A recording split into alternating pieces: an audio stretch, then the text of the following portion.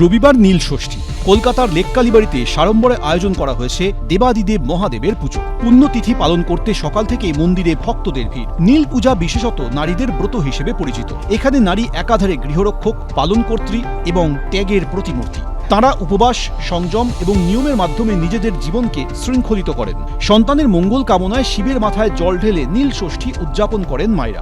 নীল ষষ্ঠী বা নীল পুজো বাংলার এক অত্যন্ত নিজস্ব আচার।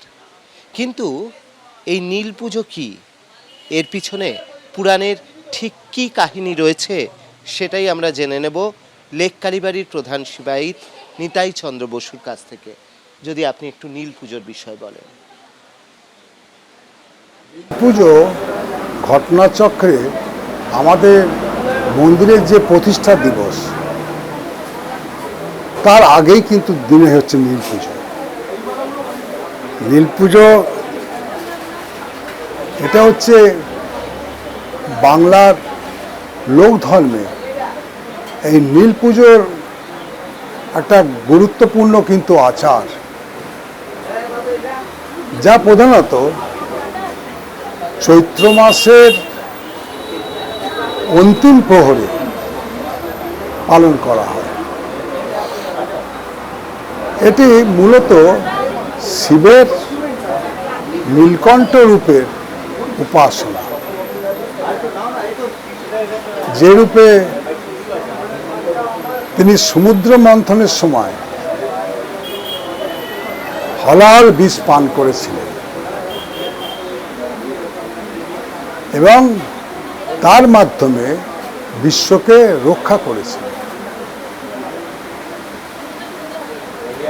এই পুজো সাধারণত আমরা গ্রাম পল্লীর মধ্যেই কিন্তু দেখতে পাই। এই সমাজে এর প্রচলিতটা বেশি শহরের থেকে। আর কি না, নারীদের মধ্যে কিন্তু এটা খুবই জনপ্রিয়, যেখানে সংসারের মঙ্গল, সন্তানের কল্যাণ এবং স্বামীর দীর্ঘায়ু কামনায় এই ব্রত পালন করা হয়। কিন্তু এই নীল পুজোকে কেবল একটা লোকাচার হিসেবে দেখলে এর গভীর দার্শনিক তাৎপর্য আড়াল হয়ে যাবে।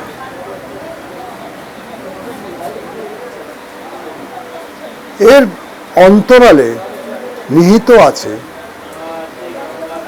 ত্যাগ, সহিষ্ণুতা,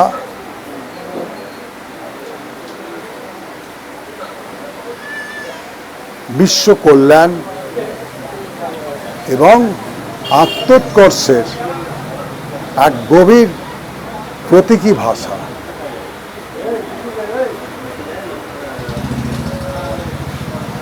এই নীল পুজোর মূল উৎস হচ্ছে,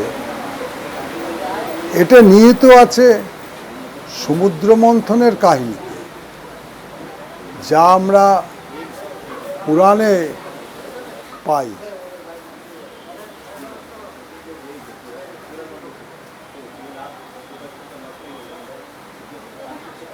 দেব অসুরের সম্মিলিত প্রচেষ্টায়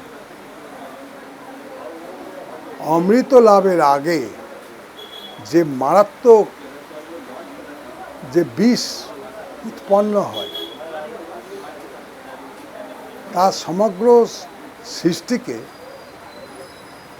ধ্বংসের মুখে ঠেলে দেয়।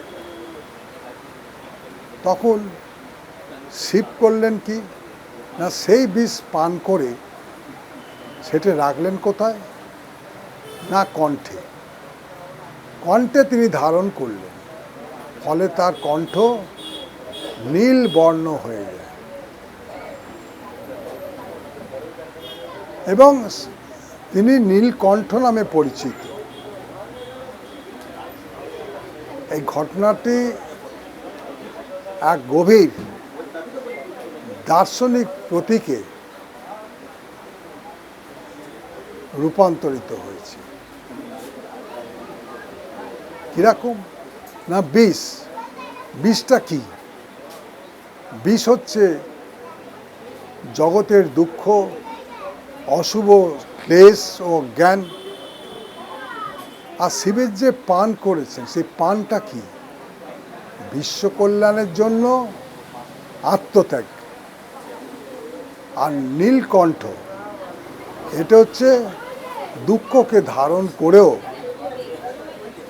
অন্তরে শান্ত ও সমাহিত থাকা। অর্থাৎ নীল পুজো কেবল পুজো নয়, এটি মানব জীবনের এক নৈতিক আদর্শের প্রতীক। নীল পুজোর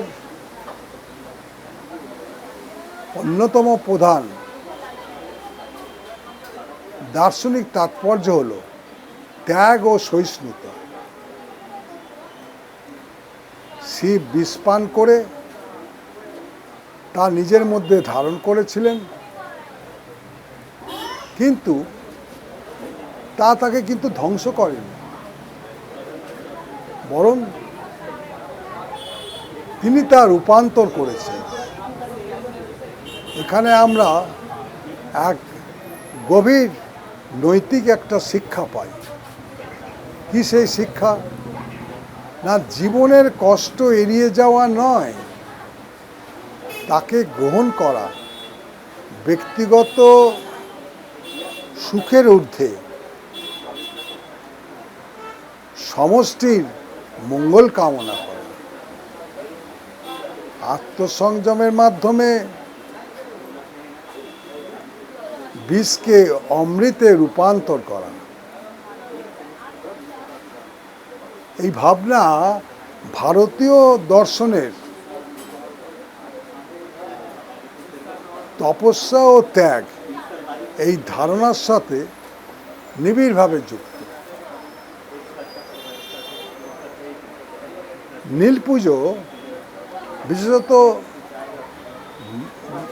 মেয়েদের ব্রত হিসেবে কিন্তু পরিচিত। এখানে নারী একধারে গৃহরক্ষক, পালনকর্ত্রী এবং ত্যাগের প্রতিমূর্তি।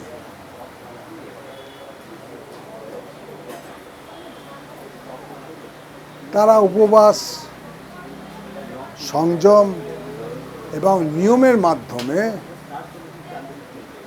নিজেদের জীবনকে শৃঙ্খলিত করে। দার্শনিকভাবে যদি আমি চিন্তা করি, তাহলে আমরা দেখব এটি নির্দেশ করে সংসার ধর্ম আর আধ্যাত্মিক সাধনার সমন্বয়। আত্মনিয়ন্ত্রণের মাধ্যমে অন্তরের শক্তি অর্জন, ভালোবাসা, দায়িত্ববোধকে ধর্মীয় সাধনার স্তরে উন্নীত করা। এখানে এই যে ধর্ম, এটা কেবল মন্দিরের মধ্যে সীমাবদ্ধ নয়, এটা দৈনন্দিন জীবনের সঙ্গেও কিন্তু অঙ্গাঙ্গিভাবে যুক্ত। নীল পুজো মূলত লোকজ আচার, যেখানে কঠোর শাস্ত্রবিধি পালন না করে সহজ ও আন্তরিক ভক্তি হচ্ছে এখানে মুখ্য। এই পুজোর আমরা দেখতে পাই বেলপাতা, ধুত্র ফুল, জল, এসব সরল উপকরণ ব্যবহার করা হয়। আর কি পাই না, গ্রামে আমরা দেখি যে সম্মিলিতভাবে কিন্তু এতে অংশগ্রহণ করে এবং বিভিন্ন আচার অনুষ্ঠানের মধ্যে একটা সরলতা আছে। এই দিক থেকে নীল পুজো আমাদের শেখায় ধর্মের মূল সুর হলো আধ্যাত্মিকতা, জটিলতা নয়। ঈশ্বর লাভের জন্য বাহ্যিক আড়ম্বর অপরিহার্য নয়। সর্বস্তরের মানুষ এই আধ্যাত্মিকতার অংশীদার। বিষ থেকে মুক্তি, নীল পুজো গভীরভাবে তাৎপর্যপূর্ণ। এই নীল পুজোর মধ্যে একটা তাৎপর্যপূর্ণ দিক হলো অন্তরের বিষ থেকে মুক্তির সাধনা। অর্থাৎ এখানে বিষ কেবল বাহ্যিক নয়, এটি আমাদের অন্তরের যে রিপু, অর্থাৎ কাম, ক্রোধ, লোভ, অহিংসার প্রতীক। আর শিবের নীলকণ্ঠ রূপ আমাদের কি শিক্ষা দেয়? যে নেতিবাচক প্রবৃত্তিকে দমন নয়, সচেতনভাবে ধারণ করা এবং রূপান্তর,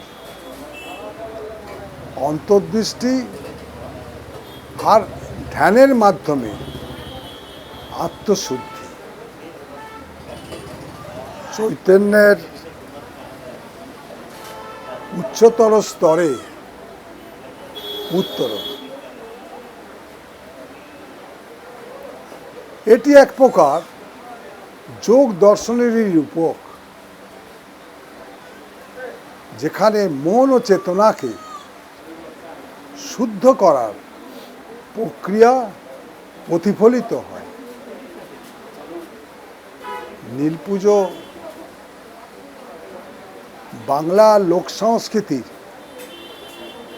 এক গুরুত্বপূর্ণ অংশ হলেও এর অন্তর্নিহিত দার্শনিক তাৎপর্য অত্যন্ত গভীর। এটি কেবল শিবের পুজো নয়, এটি মানব জীবনের এক আদর্শ, যেখানে ত্যাগ, সহিষ্ণুতা, প্রেম এবং আত্মোৎকর্ষের শিক্ষা হচ্ছে নিহিত। নীলকণ্ঠ শিবের প্রতীক আমাদের মনে করিয়ে দেয় যে জীবনের বিষকে ধারণ করেও শান্ত থাকা যায়, স্থির ও কল্যাণমুখী থাকা সম্ভব। সুতরাং নীল পুজো কেবল একটা ধর্মীয় আচার নয়, এটি এক জীবনের হচ্ছে দর্শন, যা আমাদের শেখায় কষ্টকে শক্তিতে রূপান্তর, অশুভকে কল্যাণ এবং সীমাবদ্ধতাকে অসীমে রূপান্তরিত করতে। এই হচ্ছে নীল পুজো বা নীল ষষ্ঠীর প্রধান তাৎপর্য। অবশ্যই আমরা জেনে নিলাম সেই সমুদ্র মন্থনের গল্প এবং যেখান থেকে হলাহল পান করে শিব নীলকণ্ঠ হয়েছিলেন এবং যাকে দেবী স্তন্য দান করে আবার সেই বীজ থেকে মুক্ত করেন।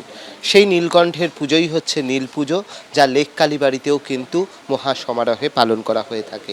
নীল পূজা কেবল একটি ধর্মীয় আচার নয়, এটি এক জীবনের দর্শন, যা আমাদের শেখায় কষ্টকে শক্তিতে, অশুভকে কল্যাণে এবং সীমাবদ্ধতাকে অসীমে রূপান্তরিত করতে।